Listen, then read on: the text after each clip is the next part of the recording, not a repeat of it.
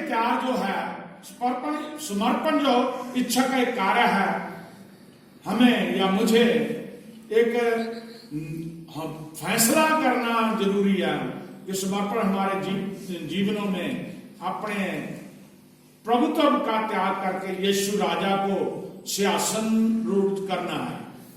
अहम मसीह के अधिकार के सम्मुख आत्मसमर्पण कर उसे स्वामी स्वीकार कर लेना है। आमीन। आपके जीवन का स्वामी कौन है?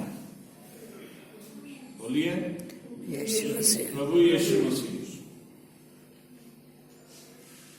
जो हर इंसान का, मेरा भी व्यक्तिगत समर्पण 4 उपदेशों पर आधारित उसका परिणाम स्वरूप हुआ है।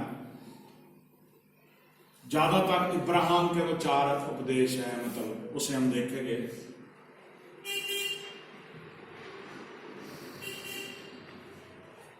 उत्पत्ति की पुस्तक 12 अध्याय,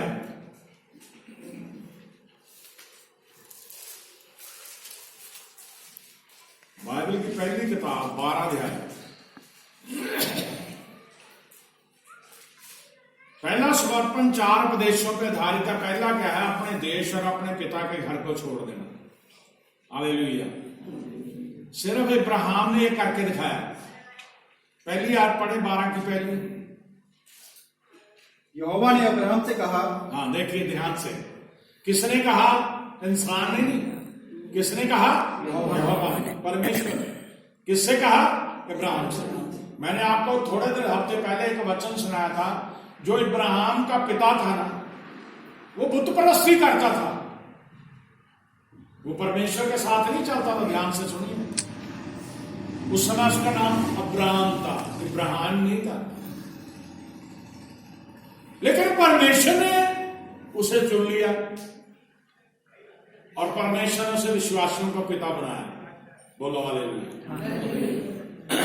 जो यीशु मसीह पे विश्वास रखते, धरती पे जितने लोग पूरे संसार में विश्वास रखते, उनका पिता किसे ठहराया गया? इब्राहिम को। अब उसी इब्राहिम को यहोवा ने इब्राहिम से कहा, अपने देश और अपने कुटुंबियों और अपने देश, अपने कुटुंबियों रिश्तेदार। अब देखिए, कोई किसी के अंदर इतनी हिम्मत नहीं है। परमेश्वर ने उसे कहा, इब्राहिम से कहा, अपने देश, अपने कुटुंबियों और अपने पिता के घर को छोड़कर, अपने पिता के घर को छोड़कर उस देश में चला जा, उस देश में चला जा जो मैं तुझे दिखाऊंगा, जो मैं तुझे दिखाऊंगा। आमीन। आमीन। यहां शब्द देखिए, दिखाऊंगा, फ्यूचर टेंस है। अभी हुआ नहीं है, दिखाया नहीं है, दिखाऊंगा। अब आम इंसान के लिए कोई उम्मीद नहीं है। जब आपको एक टीचर नहीं पता भी कहां जाना है, आपको, आप कैसे चले जाओगे? लेकिन परमेश्वर ने हुक्म जारी कर दिया, इब्राहिम को बोल दिया, अपने पिता के घर को छोड़ दे, अपने रिश्तेदारों को छोड़ दे, जहां तू रह रहा है, इस देश को भी छोड़ दे। मैं तुझे वो देश जो दिखाऊंगा, वहां चलना है तुझे। बोलो हालेलुया। कितनी गहरी बात है। क्या इब्राहिम ने बात नहीं मानी परमेश्वर? उसने परमेश्वर की बात सुन के उसी समय, उसी घड़ी अपने पिता को, अपने रिश्तेदारों को, सभी को छोड़ दिया, क्योंकि उसने समर्पित कर दिया था अपने आप को अपने परमेश्वर को। हालेलुया। दोबारा जरा सुनिए, बड़े ध्यान से पढ़ना। दोबारा यहोवा ने अब्राहम से कहा, देखो ध्यान से सुनो, अपने देश और अपने कुटुंबियों, अपने देश, अपने कुटुंबियों और अपने पिता के घर को छोड़कर, अपने पिता के घर को छोड़कर उस देश में चला जा, उस देश में चला जा जो मैं तुझे दिखाऊंगा, जो मैं तुझे दिखाऊंगा। जब इस वचन को पढ़ते बड़ा ध्यान रखना पड़ता है। दिखाऊंगा, दिखाया नहीं। ये नहीं कहा रोपड़ को छोड़ के चंडीगढ़ चला जा, या चंडीगढ़ को छोड़ के दिल्ली चला जा, ऐसे नहीं कहा। कोई जगह नहीं बताई उसने कहा दिखाऊंगा मैं तुझे। अब क्या, तू निकल आ यहां से, छोड़ दे इन सभी को। ये दर्शाता है कि हम जिस समाज में रह रहे हैं, जब हमने तौबा कर ली, बपतिस्मा ले लिया, हम परमेश्वर के हो गए। अब उस समाज का हिस्सा हम नहीं है, हम परमेश्वर के साथ हैं, हमने परमेश्वर के पीछे हो जाना है। आमीन।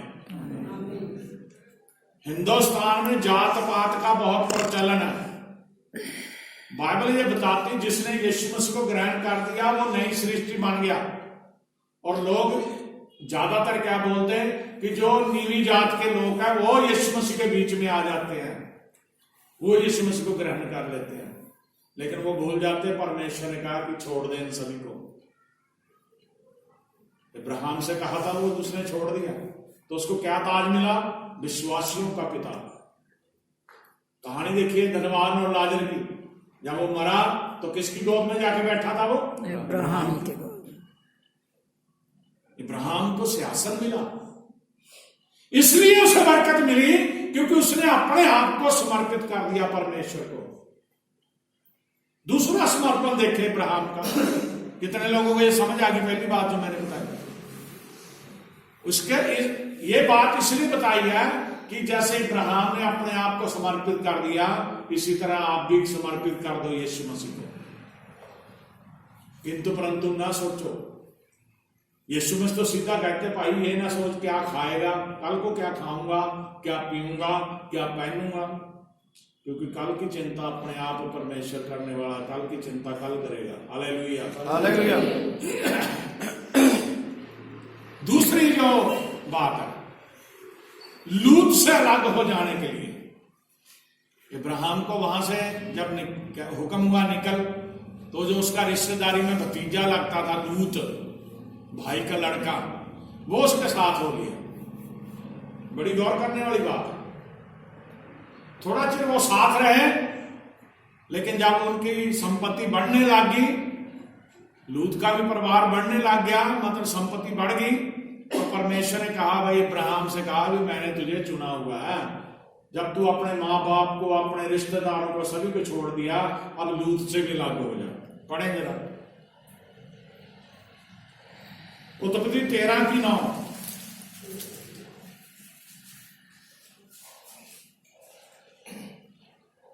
क्या सारा देश तेरे सामने नहीं? 8 तो पढ़ दो कि नए कई लोग आए उन्हें समझ आए। अब इब्राहिम लूत से कहने लगा, तब अब्राम, यहां भी इब्राहिम नहीं बनाता हो, अब्राम लूत से कहने लगा, मेरे और तेरे बीच और मेरे और तेरे चरवाहों के बीच में झगड़ा ना होने पाए। इतनी संपत्ति बढ़ गई थी कि जो उनके दोनों के चरवाहे थे उनके बीच झगड़े होते थे। इसलिए लोग इब्राहिम जो है लूत से कह रहा है मेरे और तेरे बीच और मेरे और तेरे चरवाहों के बीच झगड़ा ना होने पाए, क्योंकि हम लोग भाई बंधु हैं। हम लोग भाई बंधु हैं। क्या सारा देश तेरे सामने नहीं? अब जो नई बात को कह रहा है, क्या सारा देश तेरे सामने नहीं, इसलिए मुझसे अलग हो जा। इसलिए मुझसे अलग हो जा। यदि तू बाईं ओर जाए तो मैं दाहिनी ओर जाऊंगा। यदि तू बाईं ओर जाएगा मैं दाहिनी ओर चला जाऊंगा। यदि तू दाहिनी ओर जाए तो मैं बाईं ओर जाऊंगा। अगर तू दाहिनी ओर जाए तो मैं बाईं ओर जाऊंगा। आमीन, आमीन। अब यहाँ पे देखिए परमेश्वर के हुक्म को पूरा कर रहा है इब्राहिम। ये नहीं कि बस जब परमेश्वर ने दे दिया तो खाया पिया मस्त हो गए, अब तो परमेश्वर को भी भूल जाए हम। जब परमेश्वर धन दौलत दे देता ना, माल असबाब दे देता, तो कई लोग परमेश्वर को भूल जाते हैं। लेकिन इब्राहिम ने यहाँ पे परमेश्वर की आत्मा के चलाए चलने वाला वो शख्स बन गया था। वो कह रहा भाई बहुत कुछ हमारे पास है, तेरे चरवाहे मेरे चरवाहे आपस में लड़े ना, इसलिए तू निगाह कर ले, क्या ये सारा मुल्क तेरे सामने नहीं पड़ा? अगर तू बाईं तरफ जाएगा तो मैं दाहिनी तरफ चला जाऊंगा। और अगर आगे जाके इस वचन को पढ़ते जाए देखेंगे, लूत ने हरा भरा नीमा इलाका छांटा और इब्राहिम ने ऊंचाई वाला। हालेलुया। परमेश्वर कहाँ रहता है? स्वर्ग में। आम इंसान अच्छी अच्छी चीजों को ही पसंद करता, लूत ने भी किया, लेकिन कामयाबी किसे मिली? इब्राहिम ने, क्योंकि वो परमेश्वर को देख रहा था, वो परमेश्वर के पीछे चल रहा था। आज हम परमेश्वर को छोड़ के इर्द गिर्द अगर भटकेंगे तो हमें कुछ नहीं मिलेगा। अगर आप परमेश्वर के पीछे चलोगे तो आप सब कुछ पालोगे। मैं एक गवाही हूं, आपके सामने खड़ा हूं। जब तक मुझे ये बात समझ नहीं आई थी, मेरा जीवन बेकार था। एक जिस दिन मैंने अपने जिंदा खुदा यीशु मसीह की बात मान ली, उसको मैंने पकड़ लिया और आज तक पकड़े हूं, तो मुझे उसने ऊंचाइयों पर पहुंचा दिया। सब कुछ उसने दिया। अब सिर्फ हमारी जीवन परमेश्वर की सेवा के लिए है। ये समर्पण है।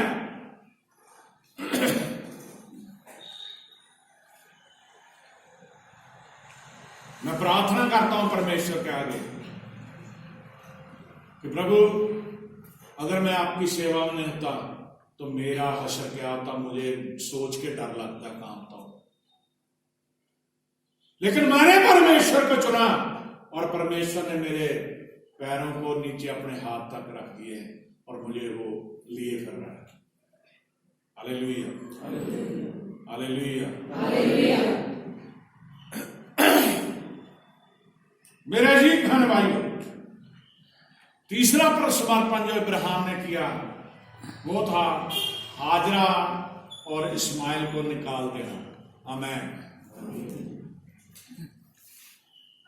सारा की जो नौकरानी थी, जिसका नाम क्या था, हाजरा, जब उसकी कोख बंद थी, उसकी औलाद नहीं होती थी, तो उसने उसे मजबूर किया कि इसके साथ शादी कर और अपने वंश को बढ़ा। और इब्राहिम के द्वारा उसको एक पुत्र हुआ जिसका नाम इस्माइल रखा गया। अब जब उसके पुत्र हो गया तो वो सारा को तुच्छ समझने लगी और सारा को बड़ा गुस्सा आया। वो अपने पति को कह रही, तेरे कारण मेरी नाम धराई हुई है, तेरे कारण मेरी बेइज्जती हो रही है।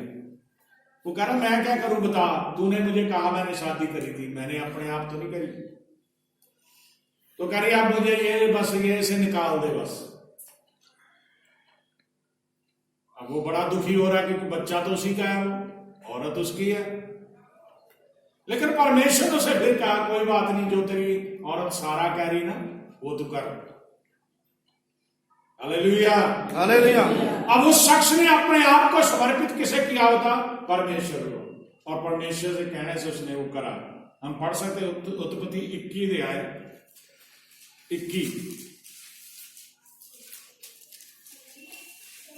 उसकी 10 आयत पढ़ो।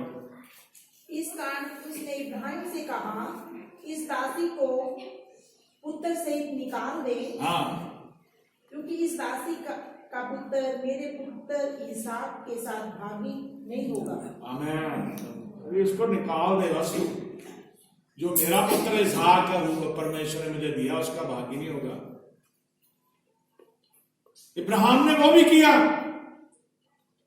अब सबसे बड़ी जो उसकी परीक्षा थी, चौथी जो इब्राहिम ने समर्पण का जो 4 उपदेशों में इब्राहिम के चौथा जो उपदेश है वो देखिए, उसने इसहाक का बलिदान करने के लिए तैयार हो गया।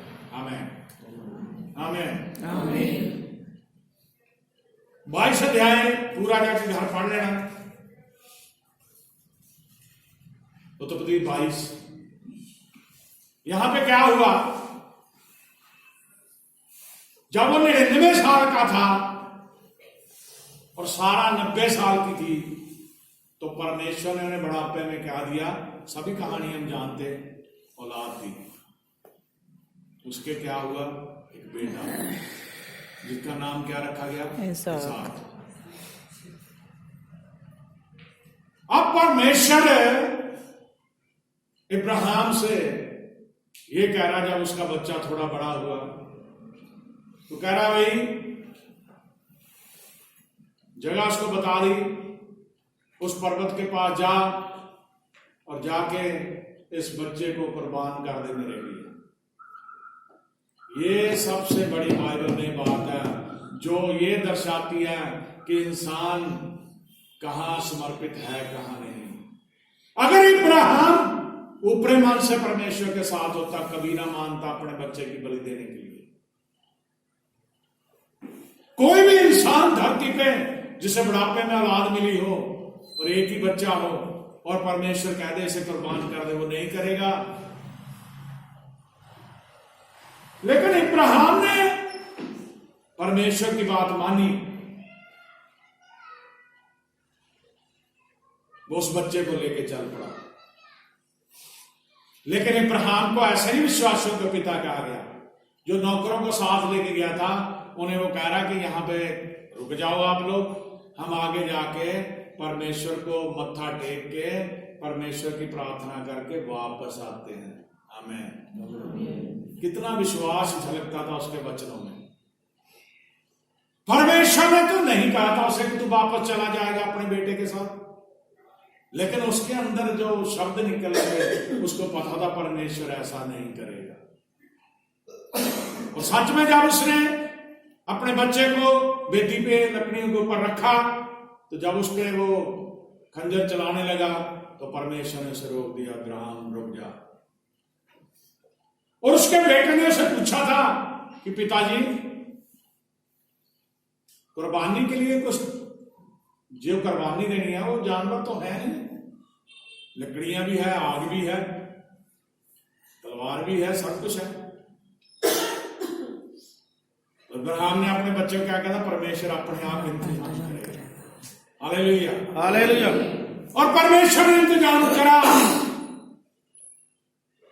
और क्या हो गया, उसका बेटा नहीं मारा गया, उसका बेटा कुर्बान नहीं किया परमेश्वर। एक ऐसे समर्पित इंसान की कहानी है जो आपको बताई जिसने सिर्फ परमेश्वर को ही अपना मुक्तिदाता उद्धारकर्ता माना। बोलो हालेलुया, बोलो हालेलुया, हालेलुया, बोलो हालेलुया, बोलो हालेलुया। हालेलुया। अब ये बात है, समर्पण है क्या? निर्गमन की पुस्तक बाइबल की दूसरी किताब